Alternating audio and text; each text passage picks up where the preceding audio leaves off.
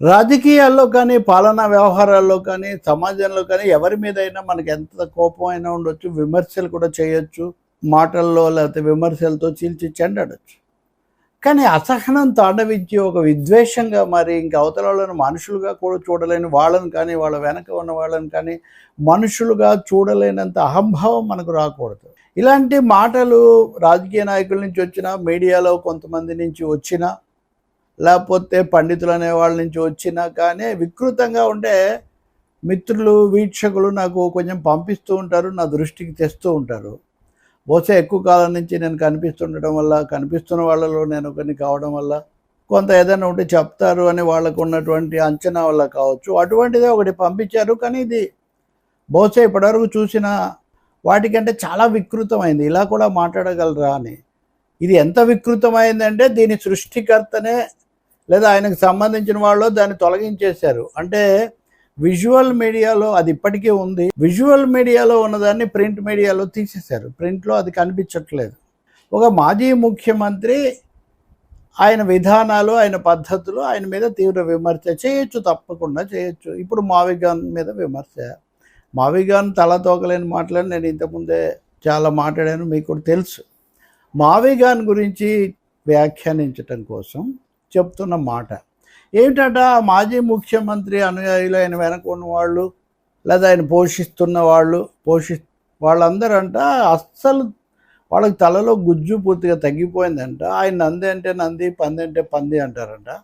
Okay, చాలామంది అలా గుడ్డిగా అంటున్నారు కదా. ద్వేషిస్తే వాళ్ళు, పొగిడే వాళ్ళు అందరూ కూడా నాయకుల చుట్టూ అలాగే చేరారు. ఇవన్నీ మామూలుగా ఉండే విమర్శలే.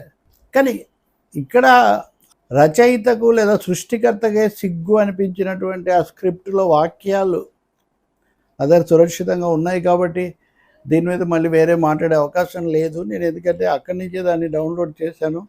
ఇలాంటివి కూడా మాట్లాడొచ్చా, రాయొచ్చా అని సందేహం కలిగేవి. ఏమంట అంటే, మాజీ ముఖ్యమంత్రి వెనక ఉన్నవాళ్ళు ఎంత ఆలోచన రహితంగా వ్యవహరిస్తారు అంటే, ఆయన కనుక మీ భార్యలు కాదు అని చెప్తే వాళ్ళందరూ నమ్మేస్తారంట. వాళ్ళ చెల్లెళ్ళుగా భావించి వాళ్ళకి పెళ్లి సంబంధాలు చూడడం మొదలు పెడతారంట.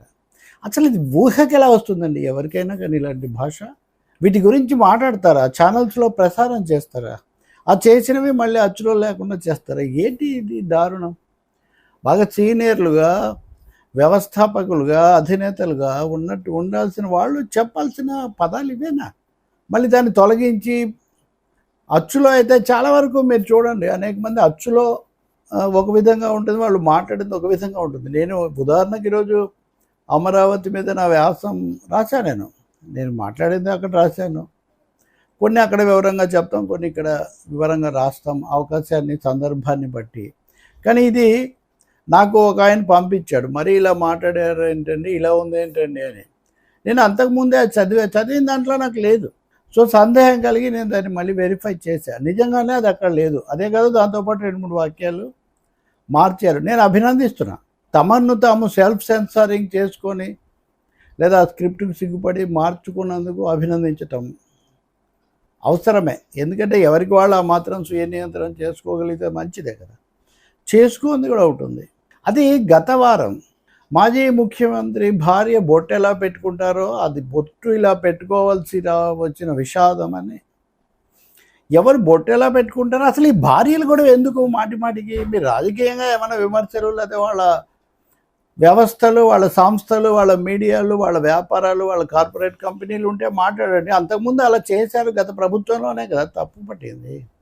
ఈ బొట్టు ఎలా పెట్టుకుంటారు ఇంతవరకు మీరు అప్పుడు చదివి ఇలాంటి రెండు విషయాలు నా 50 ఏళ్ళ రచయితగా, జర్నలిస్ట్గా నేను వాళ్ళ దాంట్లో కూడా ఇప్పుడు నేను ప్రస్తావిస్తున్న దాంట్లో కూడా నేను రాశాను.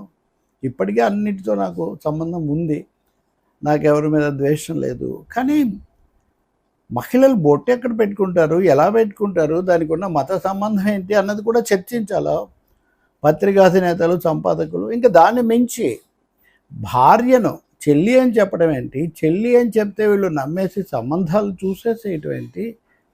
అసలు ఇలాంటి వికృతమైన భాషలు లేకపోతే వ్యాఖ్యలు ఎందుకు వస్తాయి? ఎవరిని చులకన వాళ్ళని చులకన చేస్తున్నారా, మహిళలను చులకన చేస్తున్నారా?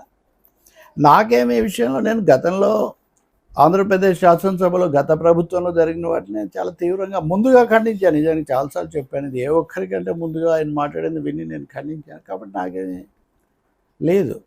ఈ విధంగా పదే పదే అసందర్భంగా మహిళలను, లేకపోతే ఇదిగో పెళ్ళాన్ని చెల్లి అనుకుంటారు, చెల్లిని పెళ్ళాం అనుకుంటారు. ఏమి భాషలండి ఇవి? ఎందుకు ఇటువంటివి రాశారు? రాసినవి తీసేశారు.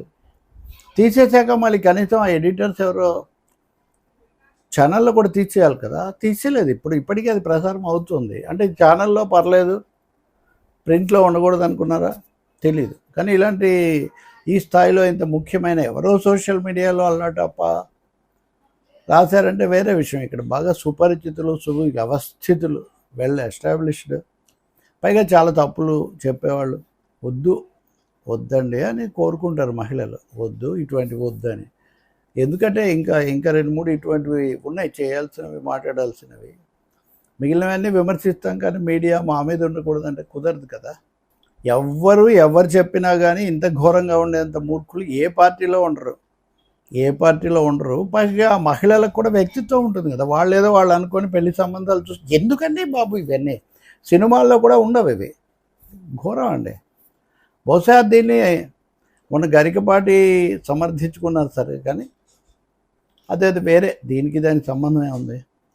అది పేదలు, పిల్లలు మధ్యాహ్న భోజనం గురించి మీడియాలో విషయాలు కాబట్టి నేను ప్రస్తావిస్తున్నా. నేను వీళ్ళని కూడా చెప్తున్నా. అది కొంత పొరపాటు భావం కలిగించింది, దాన్ని మేము అందుకే తొలగించామని చెప్తే చాలా గౌరవంగా ఉంటుంది. ఎలాగో తొలగించాను కదా.